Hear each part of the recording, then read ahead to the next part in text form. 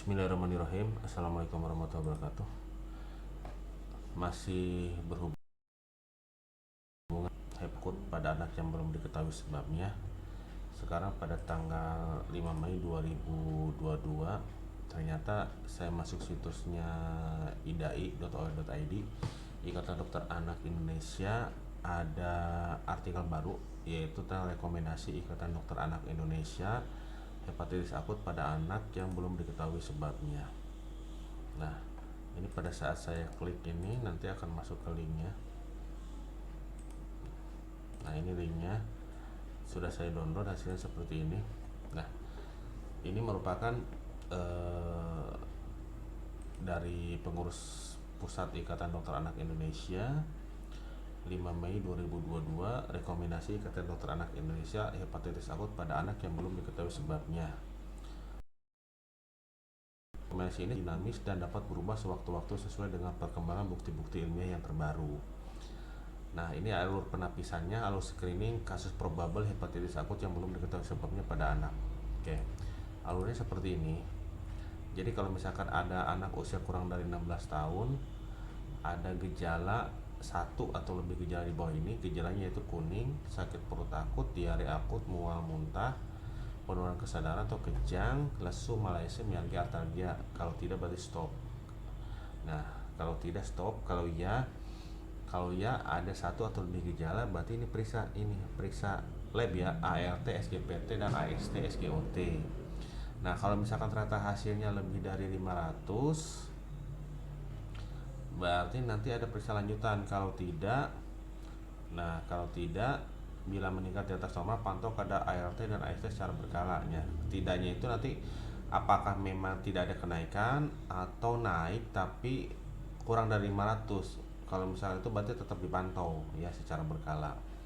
Kalau misalkan lebih dari 500, berarti nanti diperiksa lanjutan, yaitu ada periksa IgM anti HAV, HBsAg, IgM anti HBc, bila HBsAg positif, anti HCP atau HCP-RNA, IgM anti HDV, IgM anti HFV. Ini mungkin untuk menyingkirkan kemungkinan apakah ini termasuk hepatitis A, B, C, D, E gitu ya. Oke, ya. Nah, hasil pemeriksaan minimal yang ada IgM anti HAV negatif, HBsAg negatif atau IgM anti HBc negatif, anti HCP atau HCP-RNA negatif. Nah, berarti ini di luar hepatitis A sampai E gitu ya. Kalau memang ternyata tidak, berarti terlaksana sebagai hepatitis virus akut. Kalau iya, nah ini berarti masuk kasus probable hepatitis akut yang belum diketahui sebabnya, karena memang tidak termasuk kategori A, B, C, D, E gitu ya. Nah, di sini ada catatan, saat ini pemeriksaan hepatitis D dan hepatitis E belum tersedia secara luas di Indonesia. Jadi hepatitis D itu pemeriksaannya itu berarti pakai ini ya, IgM anti HDV ya. Karena keterbatasan pemeriksaan hepatitis D dan E, screening awal cukup diperiksa terhadap hepatitis A, B, C. Jadi untuk paskes yang tidak punya pemeriksaan hepatitis D dan E, berarti cukup pemeriksaan hepatitis A, B, dan C. Wajib dilaporkan tanpa memandang penyebab yang lain. Oke, coba kita ke bawahnya lagi. Nah, ini ya alurnya. Alur penata laksanaan kasus probable hepatitis akut yang belum diketahui sebabnya pada anak. Nah, ini ya. Ini satu, kadar ALT, SGPT atau AST, SGOT lebih dari 500, minimal negatif hepatitis ABC. Pada kasus probable berarti dirawat isolasi gitu ya.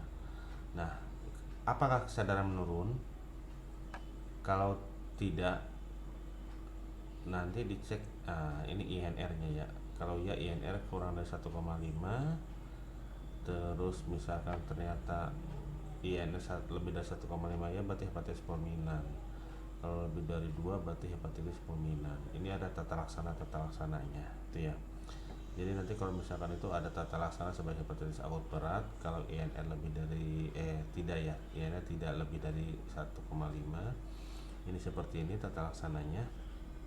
Ini memang harus di rumah sakit nih. Minimal untuk paskes FKTP ya harus ngerti gejala-gejalanya lah. Oke. Ini ininya alur pelaporan. Ya, untuk anggota IDAI wajib melaporkan ke link ini. Selain anggota IDAI, bentar, HP saya gimana ya? Nah, ini bisa ke nomor kontak sini. Oke.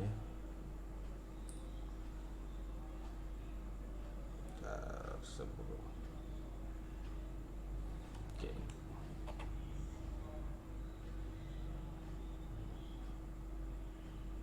Oke, sip. Lanjut. Nah, ini untuk alur penyimpanan sampel biologis untuk anggota IDAI kasus probable hepatitis akut.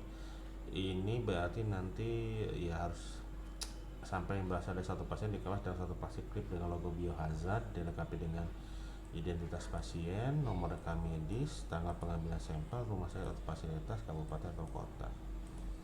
Ini ya, masukkan plastik ke dalam ice box yang bersih ice clear beku. Terus sampel yang tidak bisa dikirim ke laboratorium menunjukkan mereka disimpan di suhu 4 sampai 8 derajat. Jenis sampel yang diambil swab nasofaring dan orofaring dalam tabung VTM, swab rektal, ini masih swab juga ya. Whole blood atau sampel darah dimasukkan ke dalam tabung EDTA dan tabung kimia. Ini mungkin swab ini masih untuk menyingkirkan ini, mungkin ya untuk mengcovidnya ada swab ini. Feses minimal 5 ml disimpan dalam kontainer feses. Berarti sampel itu ada swab nasofaring, orofaring, swab rektal, whole blood, dan feses. Nah, oke. Ini upaya kewaspadaan pencegahan, melakukan pemantauan perkembangan kasus di tingkat daerah, nasional, dan global terkait hepatitis akut yang tidak diketahui etiologinya melalui kanal-kanal resmi. Memantau pertemuan kasus definisi operasi hepatitis akut yang tidak diketahui sebabnya berdasarkan WHO itu. Konfirmasi untuk saat ini belum diketahui. Nah, ini untuk probable. Definisi probable adalah seseorang dengan hepatitis akut virus non hepatitis A, B, C, D, E dengan AST, SGOT atau ART, SGPT lebih dari 500 berusia kurang dari 16 tahun sejak 1 Oktober. Epilink itu seseorang dengan hepatitis akut dari segala usia memiliki hubungan kontak dengan kasus yang probable sejak 1 Oktober 2021. Ya, ini sumbernya. Nah, ini tata laksananya. Tata laksana hepatitis akut berat perawatan umum jelas dirawat di ruang isolasi untuk mencegah penularan ke orang lain.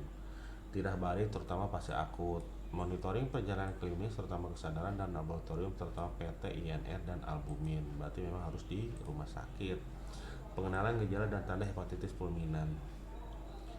PT, INR dipantau secara berkala. Bila ada kecenderungan peningkatan nilai PT atau INR, pasien perlu mendapatkan perawatan di ruang rawat intensif karena dikhawatirkan akan berlanjut menjadi hepatitis fulminan. Pasien mengalami hepatitis fulminan bila didapatkan tanda koagulopati dengan INR lebih dari 2 yang tidak dapat dikoreksi dengan vitamin K, gangguan fase akut hepatoseluler, atau terdapat penurunan kesadaran selain koagulopati dengan INR lebih dari 1,5. Kortikosteroid hanya diberikan pada kecurigaan hepatitis autoimun. Jika dicurigai terkait MIS, maka tata laksana mengikuti panduan IDAI sebelumnya. Ini ngeri juga nih, ada penurunan kesadaran. Nah, ini kalau misalkan hepatitis fulminan, ini perawatan secara umumnya silahkan baca sendiri. Oke, seperti ini. Oke, tanda vital. Nah, berarti memang ya, ini lebih ini ya, memang harus benar-benar waspada nih. Oke, untuk obat-obatan hipoglikemia di atas 50 dextrose intravena, antibiotik sistemik dan anti jamur, obat propilasi untuk menekan risiko infeksi bakteri. Jadi tetap diberi antibiotik. Pada neonatus dapat diberikan acyclovir intravena sampai infeksi HSV dapat disingkirkan. N-acetylcysteine intravena memang infus kontinu jam sampai INR normal.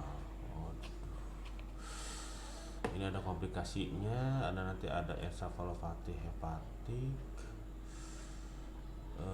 hemodinamik tidak stabil, gagal ginjal, koagulopati. Benar-benar memang harus waspada nih. Kalau lihat dari urgensi ini ya memang berat ya.